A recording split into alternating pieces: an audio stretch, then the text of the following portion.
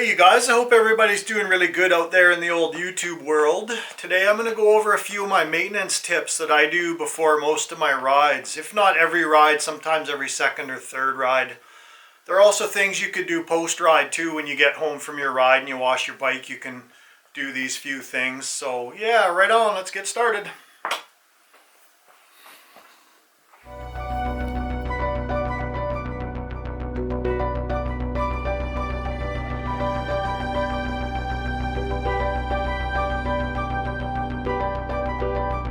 The first thing I'm going to talk about, you guys, is the chain. It probably takes most of the abuse out of anything on your dirt bike. And what I learned a long time ago is for chain slack, and you guys should refer to your owner's manual because I'm not sure what everybody's on for bikes, but this works for most of my bikes. And what I've done is I've took these three fingers, I've measured them, and they're just a little bit over 2 inches.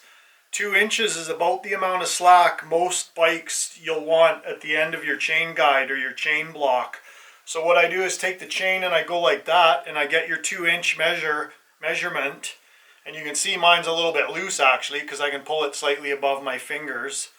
And again, refer to your owner's manual because everyone's bike's going to be a little bit different. But the majority of most dirt bikes and dual sports, they want around 2 inches somewhere along the swing arm like that. So that's what I do. I also make sure that the stamped marks on your swing arm are the same from side to side. I've actually seen them off a little bit on different bikes. So you can just measure from the end of your swing arm to your axle. Make sure your wheel's square. And then talking about your axle, another thing I do when you're adjusting your chain, when your nut's loose, when you go to retighten it, I'll take a rag or sometimes a wooden screwdriver handle or something, put it in between the chain and the sprocket and roll it backwards till there's tons of tension on the chain. And what that does, you can also take a rubber mallet and tap your axle nuts forward.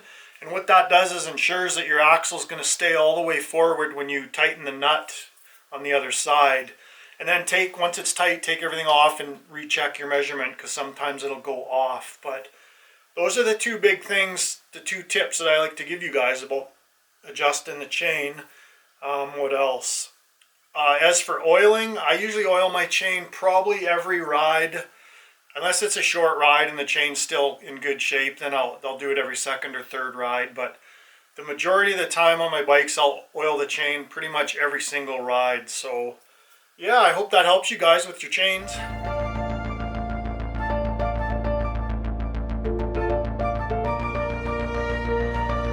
What we'll go over really quickly, you guys, is spokes. There's not a lot to say about spokes other than you just got to make sure they're all fairly tight. I hit them with a spoke wrench and I call that the ping test. I don't know if there's an actual name for it, but you basically just hit every spoke just like a guitar string and you're looking for a fairly high-pitched sound.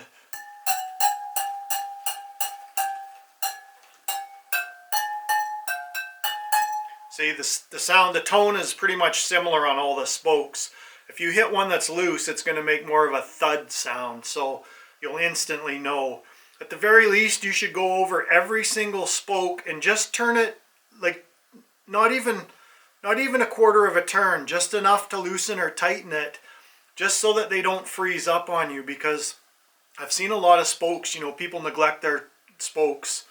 And then you can't adjust them at all. You got to hold that spoke with a vice grip and you got to loosen it and put WD-40 in all of them. But if you just keep an eye on them, I don't know, every half a dozen rides, or if you're really picky, you can go over them every ride. But realistically, most people don't go over them at all, I bet you. But you should just make sure they're in good shape and free and moving. And I bought myself a wheel balancer that also doubles as truing. So basically you undo a few on one side and tighten on the other side to pull the rim whichever way you want it to go. There's tons of videos on the internet how to do that. It's pretty straightforward, actually pretty easy. But yeah, not a lot to say about spokes, you guys. I hope that helps.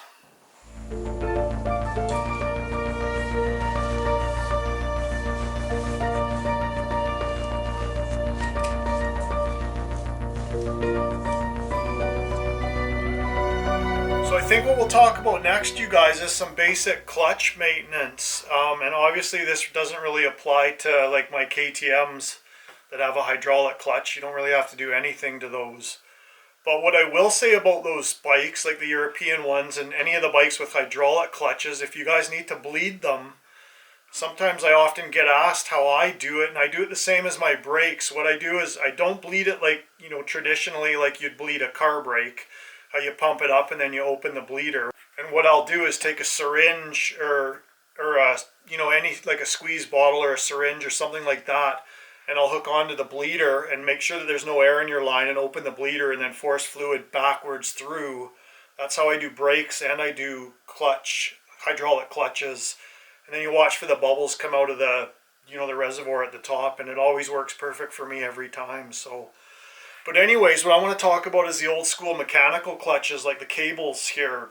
What I do on these bikes, all the ones, is I flush the cable. I'll use one of these little cable lubers. There's probably lots of different types, but this one, you just take the cable out of the perch up there and then you put it on the end. And then you can hook a WD-40 bottle through there. Lots of people like specific cable lube.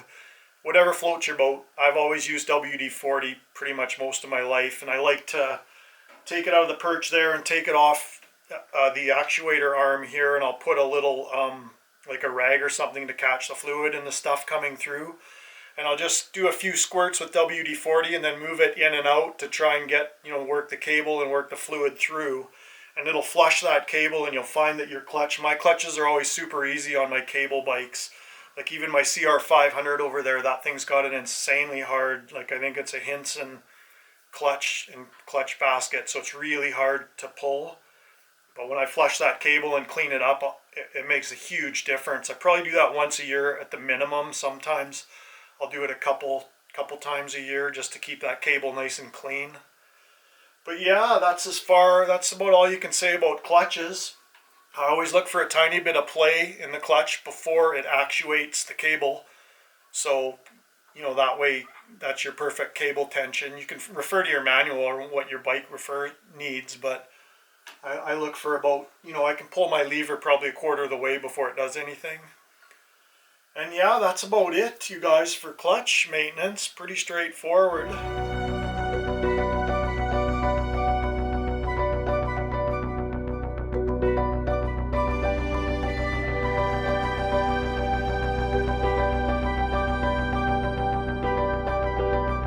Let's not start a big debate about oil because everybody hates the dreaded oil question.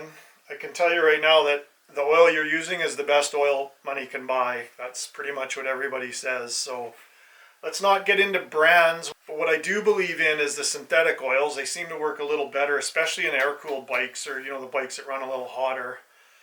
But basically refer to your owner's manual for changing your oil, you guys. What I do, like often with the European bikes, is they have a little glass sight window to check your oil level. What I'll do is I'll go by the color of the oil. I don't track mileage on any of these bikes for oil changes. I change them way sooner than I need to because they don't hold a lot of oil anyways, so it's not very costly. I'm pretty lucky. I live in Canada, so I have a deal going with one of my credit cards where I use it at Canadian Tire and it gives me points. Then I go in and I get free oil with those points, so my oil changes are free. But basically refer to your manual for your oil changes, you guys, but do stay on top of it. A couple of these bikes have stainless steel oil filters in them, so a lot of people don't believe in those, but I've used them for quite a few years in different bikes and I've never had any problem with them. Another thing I do on the bikes that don't have magnetic oil drain plugs is I'll put, like this XR has a magnetic oil drain plug, so any of the fine stuff that might get by the regular filter, the magnetic plug grabs it. So, and then the other thing we should probably talk about is your air filter. I'd stay on top of your air filter too. I visually inspect mine all the time. Every single bike in here has a PC Racing filter skin, which is basically a cover that goes over your air filter, and it filters out all the very fine stuff before it even gets to your air filter. So when you take the air filter out of these bikes and then you peel that cover off, like the filter skin off, you find that the air filter is actually pretty clean. It's a lot less effort to clean it when you have those PC filter skins over top. Plus it's an extra layer of filtration. So Stay on top of your air filters, you guys. Stay on top of your oil maintenance because that's the blood in your motor. And yeah, right on. That's about it.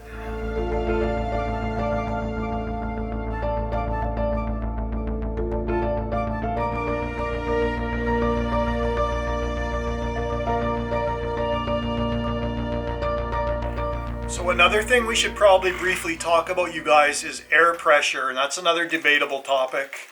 You know, everybody has their own theory on what works good for them. But the bottom line is, if you run less pressure in your tire, you're going to get a wider footprint. So you're going to get more traction. That's pretty much the way that works. And that's why, like my trials bike, they run like 3 or 4 PSI, you know, not very much pressure. And those tires just fold over rocks and roots. And that's how you get your maximum traction. That's another reason that I prefer the tires with the closer tread pattern, like the Moto's hybrids and these, because they look more like a trials bike tire. More knobbies, more traction is the way I look at it.